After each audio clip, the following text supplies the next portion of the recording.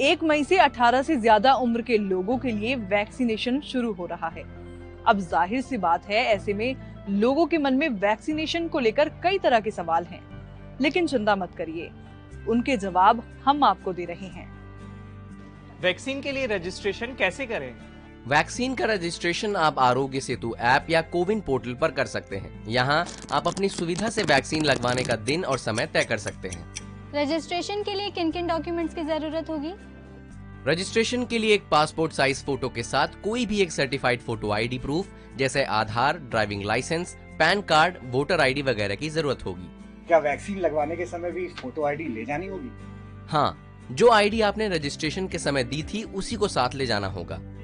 Vaccine के कितने dose होंगे और कितने दिनों के अंतर पर इन्हें लेना होगा? दोनों वैक्सीन के 2-2 डोजेस दिए जाएंगे। कोविशील्ड के पहले और दूसरे डोज के बीच 4 से 8 हफ्तों का, तो वहीं कोवैक्सीन के दोनों डोजेस के बीच 4 से 6 हफ्तों का फासला रहेगा। क्या दोनों डोजेस के लिए अलग अलग रजिस्ट्रेशन कराना पड़ेगा? नहीं, दोनों डोजेस के लिए एक बार ही रजिस्ट्रेशन कराना होगा। कोवैक्सीन और कोविशील्ड में बेहतर वैक्सीन कौन सी है?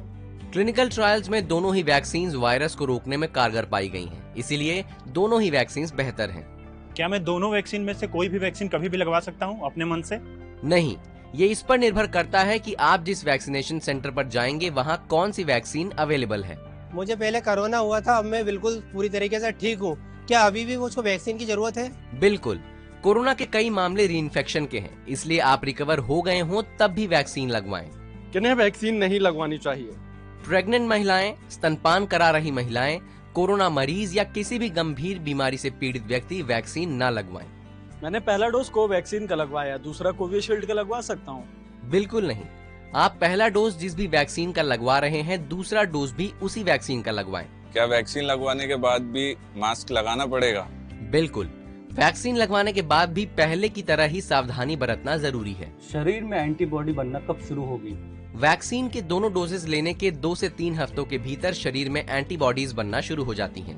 वैक्सीन लगने के बाद किस तरीके लक्षण दिख सकते हैं? जिस जगह वैक्सीन लगाई गई वहां हल्का दर्द, सिर दर्द, बुखार, चिड़चिड़ापन, चक्कर आना जैसे लक्षण दिख सकते हैं। ऐसा होने पर डॉक्टर की सलाह से दवा ले सकते हैं। क्या वैक्सीन लगाने के बाद भी कोरोना हो सकता है? वैक्सीन कोरोना से बचाव की 100% गारंटी नहीं देती है, लेकिन कोरोना से लड़ने में आपकी शक्ति जरूर बढ़ा देती है। वैक्सीन से पीरियड्स पर कोई असर तो नहीं पड़ेगा? नहीं, पीरियड्स एक पूरी तरह से नेचुरल प्रक्रिया है। वैक्सीन का इससे कोई लेना देना नहीं है। वैक्सीन की कीमत कितनी है? सरकारी वैक्सीनेशन सेंटर में दोनों ही वैक्सीन मुफ्त में लगाई जा रही हैं। प्राइवेट अस्पतालों में आपको वैक्सीन के एक डोज के लिए 250 रुपए देने होंगे। तो उम्मीद है वैक्सीनेशन को लेकर सभी सवालों के जवाब आपको मिल गए होंगे। तो जल्द से जल्द वैक्सीन लगवाएं और कोरोना को हराएं।